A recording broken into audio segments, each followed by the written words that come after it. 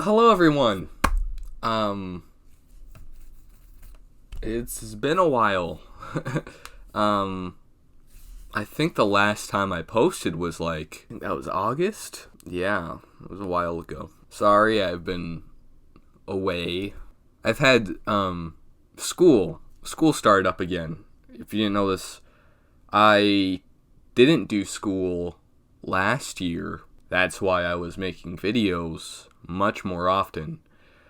But now I'm back in school, and it hasn't been great. Being around people makes me panic a little bit. Trying to keep myself more healthy mentally. And I've just been so busy and everything. It's been hard, but whatever. I've also been attempting to write this video on Bo Burnham Inside, because it's kind of helped me get through a lot of what I'm struggling with, emotionally wise. I just want to express my love for it, very deeply, really dig into why I love it so much. It's been hard to come up with the right words and the right phrases to be able to describe something like that. And there have been a lot of other projects that I've wanted to work on. And more recently, I think my next video I will make will be on the Craig Bond films, because I just saw No Time to Die and I really loved it. And I kind of want to put a review in there, but I also want to surround it with reviews of the other films, because I've never really talked about them on my channel, because I just saw them for the first time very recently. So today I'm going to be talking about, since it's Halloween, my favorite horror films, my favorite spooky films, because it's October, baby. Recently, especially during this month, I've been trying to watch more spooky films, since I don't tend to gravitate towards them too much. Alright, this is going to be a top 5 of my favorite horror films. Now I need to set some criteria first. We've got a lot you can pick from, because what constitutes a horror film really? It's really hard to figure that out. I basically said no comedies, no horror comedies like Shaun of the Dead, or even Ghostbusters. If I could pick a number 1, I would pick Jaws, but I feel like Jaws is a cheap pick for a horror film, you know what I mean? And it just wouldn't feel right personally. These are the films that I constitute as horror films. Honorable mentions, those include Split, the M. Night Shyamalan film. It's not one of my favorites, but I definitely wanted to mention it because it is a film that really spooked me when I first saw it. Alfred Hitchcock's The Birds, which doesn't hold up that well, but something I really think works about it is how it uses tension by having no music. There is no score to the film, kind of like No Country for Old Men. I really like how it doesn't utilize a score in order to scare you. So when things pop out, it's more of a genuine scare rather than just a simple music cue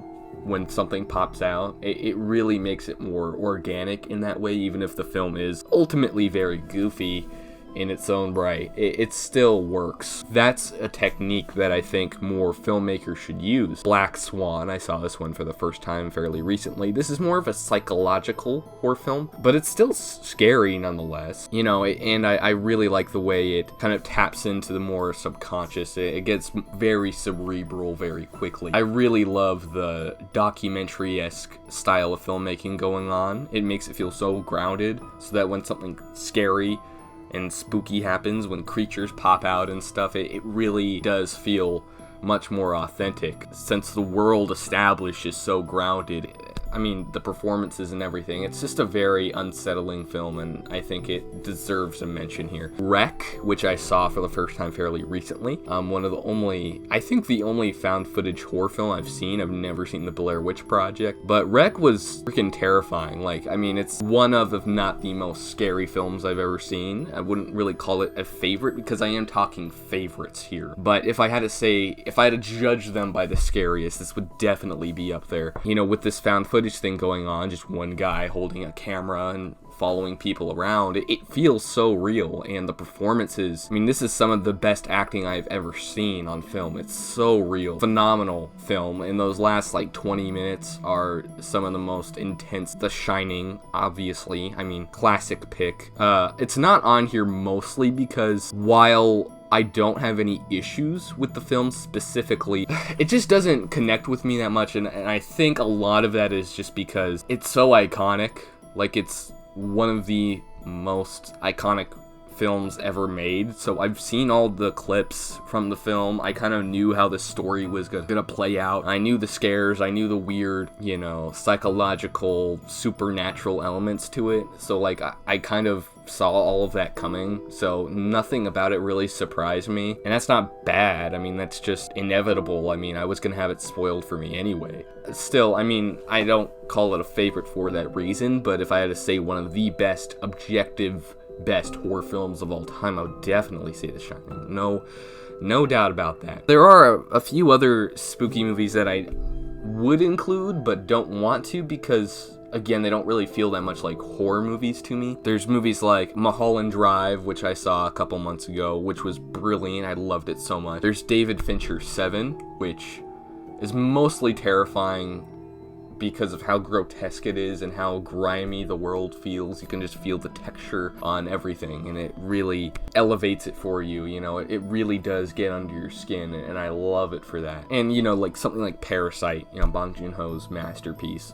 But again, that's working with so many different genres that I don't want to classify it as a specific horror film. And then there are a lot of other horror movies I've never seen. Let the Right One In, The Ring, The Thing, The Fly, Get Out, Halloween, Nightmare on Elm Street, Friday the 13th, so many countless horror films I've never seen. And I'm assuming those are classic, like, horror films and probably would go under this specific idea of what a horror film is.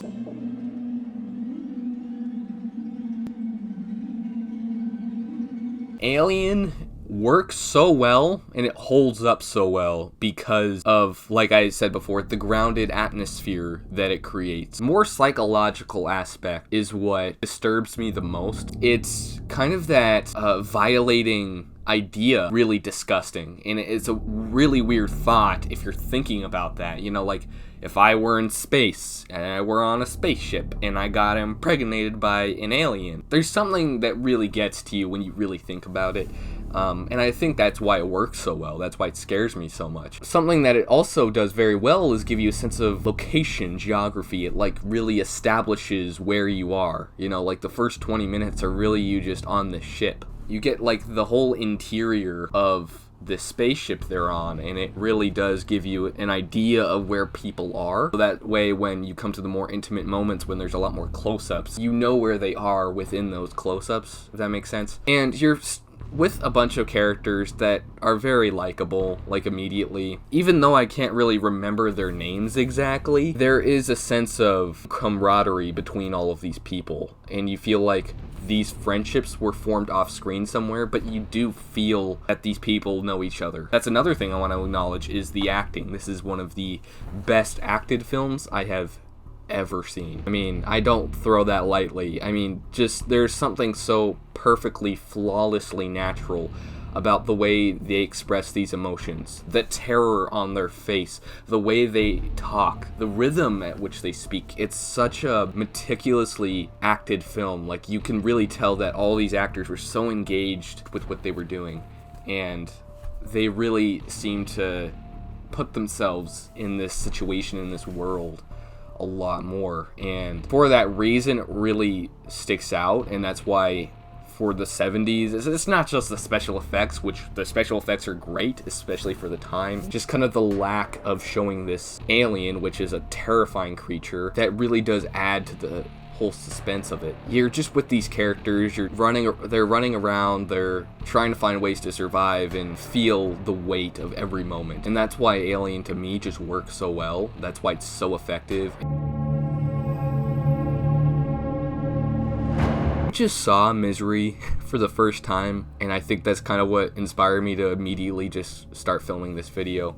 From my knowledge, this is Stephen King's favorite adaptation of one of his novels, and for good reason. When it comes to direction and really capturing perfection, this is it right here. Rob Reiner is one of my favorite filmmakers, but the thing is his visual style is not that distinct. It's mostly just the fact that while he does follow a very traditional approach, he still manages to nail everything perfectly, and he manages to add so many more layers to what he's creating. A lot of this works due to the performances. Kathy Bates is phenomenal. I mean, this is one of the best performances from an actress. She really does manage to capture that very emotional instability. She can be very charming, she can be very socially awkward, but also vulnerable, and you can kind of feel that deep sadness lurking underneath. She can switch off and go completely mad, like totally insane, but she keeps it all contained. Like, it never overbloats itself, it never explodes, it never feels like it's trying to be showy. Like, it does feel like a grounded performance, but it also does have kind of that goofy nature to it, which allows it to kind of feed into her emotions a little bit, feel sort of connected to this event that's playing out on screen. But I think the more underlooked but also brilliant performance is from James Caan, who plays the main character, really. I feel like with a normal Hollywood star, they would like always try to be eating up every single scene, which that's not really what he's doing here. Kathy Bates is doing that, and she does a great job with what she's doing, but James Caan manages to capture this very quiet performance, you know, and that's, again, what makes it feel a lot more realistic and authentic. When he's looking at something, it doesn't have him saying what is supposed to be expressed through dialogue. They express that through its visuals. I'm so glad that he let the camera take over for a lot of things. And for me, I think that's what made him stand out so much. It's such an intense, gripping experience. It also helps that it's not like 2.5 hours long. It's like under 2 hours. It's like 1:45, and makes it feel a lot tighter. You know,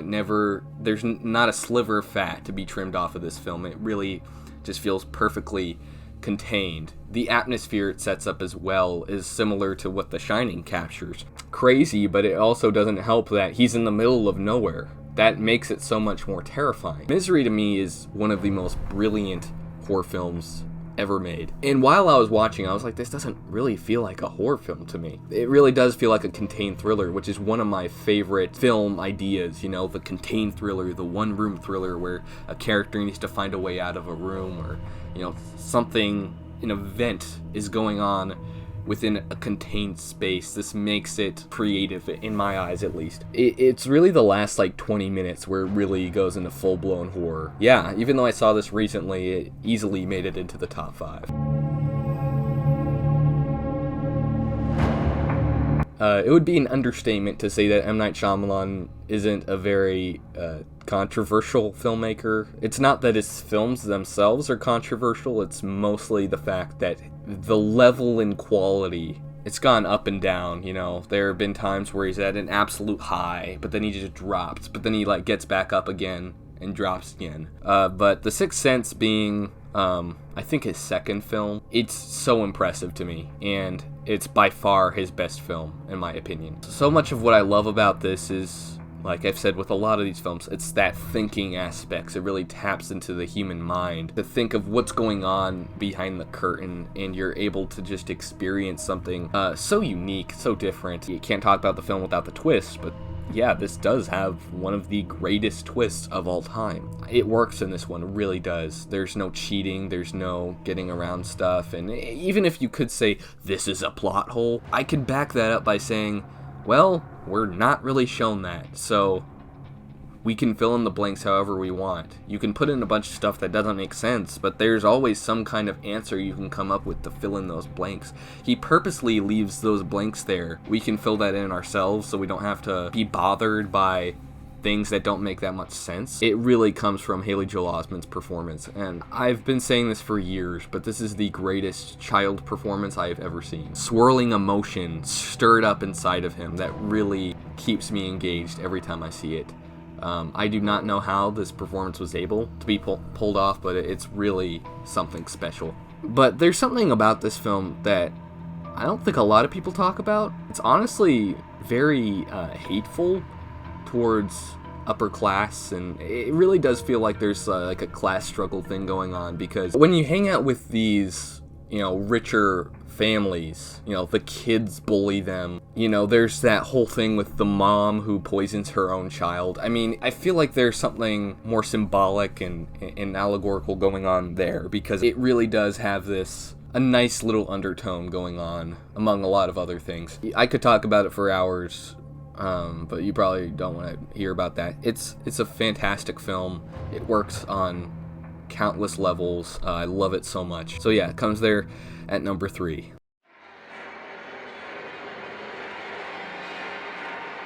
I first watched The Silence of the Lambs in middle school, and it absolutely blew me away. I know I've been talking about acting so much, and I know there are a lot of other things to credit, but this does contain the greatest performance I've ever seen on film, which is Anthony Hopkins as Hannibal Lecter. And even though Lecter is in the film for like 15 minutes tops, he really does leave a huge impression, like a large mark on the film, and it really does elevate every scene. Clarice Starling is one of my favorite movie characters, and a lot of that is kind of how they develop her through dialogue, and then she only has like a couple of flashbacks, but her characterization is just so well done, it's so well executed, and it really does allow us to feel this strong connection to her, and seeing her go on this journey, absolutely enthralling. It's a crime film, a lot of ways. I mean, it's a detective finding people, whatever. I mean, Seven is also a crime film, but I think what makes this a horror film is Buffalo Bill, who is a terrifying person. It makes your skin crawl, it really does. It's horrifying, and really makes this an interesting cinematic experience. It also has 2 scenes in specific that I would say are some of the most intense that I've ever witnessed. One of them is when Hannibal Lecter escapes from prison. You really feel the danger of that. When you see everybody scrounging around and trying to find him, it's really some of the most intense stuff I've ever seen. And the other scene is that moment where you see all of these cops and they're trying to find Buffalo Bill, and then you get the interior of Buffalo Bill's house, and it switches back and forth between the two until there's this reveal they're at the wrong house, and it was really Clarice the whole time, and she purposely led the FBI into the wrong place so she could take on the crime herself, because it felt very personal to her. Just the way it really does make you squirm for what it doesn't show you and how it makes you think and feel. Really one of the best executed films I've ever seen. So I know I'm talking like all-time stuff. This is the best I've ever seen. I know I'm repeating myself a lot when I'm talking about these films, but there is something special about all of them.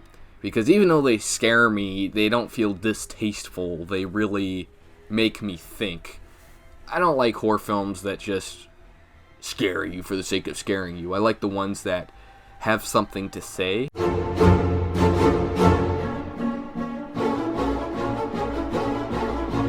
I mean,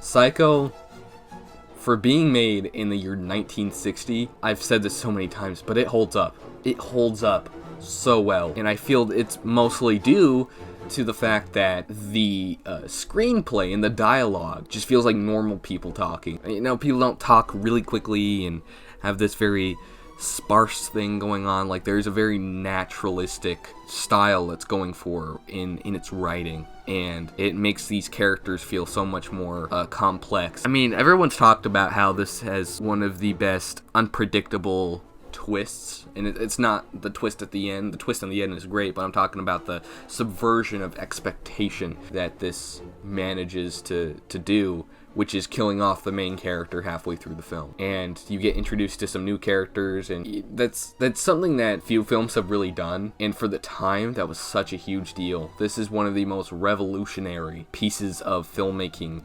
history. It changed the game in so many areas. There's so many rules and restrictions that you had to follow. You can't show violence. You can't have any sexual indication. You can't show a toilet or shower. Things like that. It broke those rules. It really transcended boundaries and limitations that Hollywood was putting on them at the time, and it really allowed Hitchcock to push it and be a little more risky. I think it all works. It all pulled itself off. It doesn't feel like it's trying to be edgy for the sake of being edgy. He manages to do that, to achieve a sense of artistic distinction. There's something so unique about the visceral energy that he captures here. Everything about Psycho is pretty much flawless to me, despite, like a few things that don't hold up that much, like some of the kills look a little fake. For the most part, this is an incredibly horrifying film. This is real. Like, this is stuff that actually happens. I've been talking about realism. Something like Alien or The Bird. I don't know, those are like